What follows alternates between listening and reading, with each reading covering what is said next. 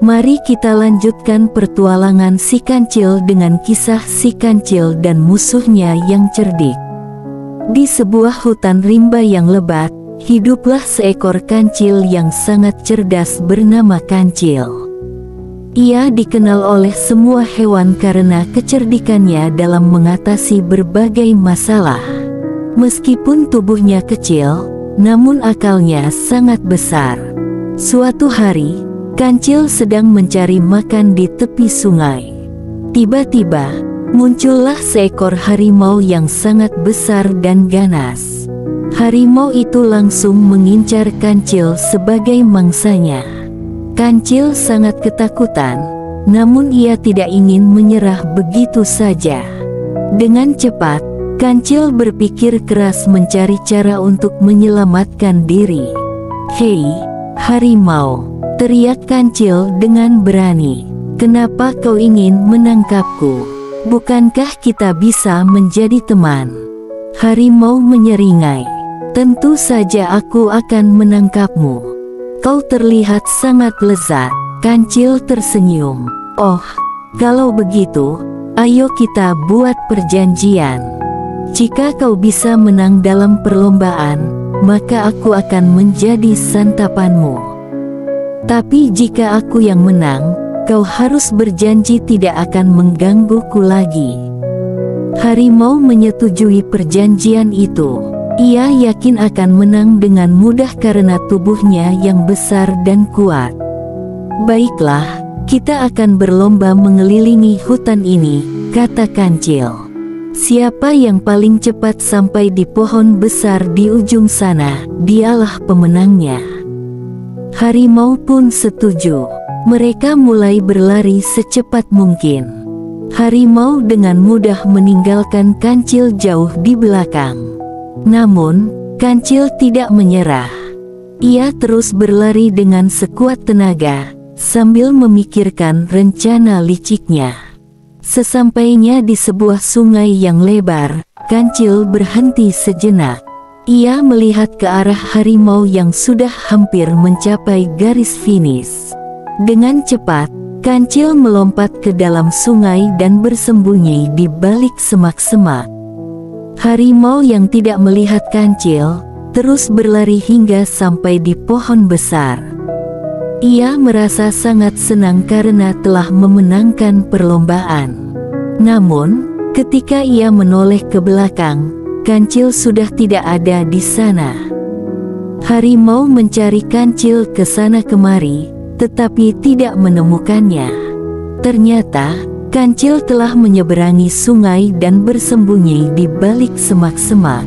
Ia menunggu hingga harimau pergi, baru kemudian ia keluar dari persembunyiannya.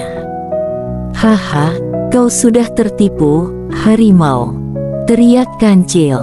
"Aku tahu kau akan terlalu percaya diri dan tidak akan mencariku di sungai." Harimau sangat marah karena telah ditipu oleh Kancil. Ia kembali mengejar Kancil, tetapi Kancil selalu berhasil menghindarinya dengan berbagai cara. Akhirnya, harimau menyerah dan pergi.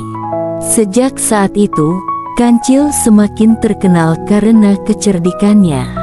Ia selalu berhasil mengatasi segala rintangan dan bahaya yang mengancamnya. Dan harimau pun belajar untuk tidak meremehkan siapapun, meskipun mereka terlihat kecil dan lemah.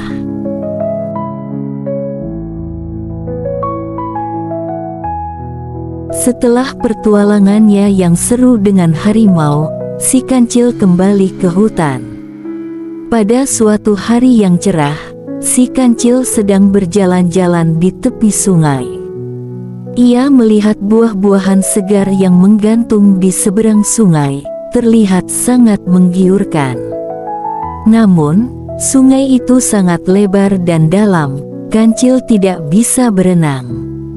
Tiba-tiba, muncullah buaya besar yang sangat lapar. Ia melihat Kancil dan langsung menyusun rencana jahat. "Hei, Kancil!" seru buaya dengan suara yang dalam. "Maukah kau menjadi temanku?" Kancil yang cerdik langsung curiga. Tentu saja aku mau, buaya, jawab Kancil.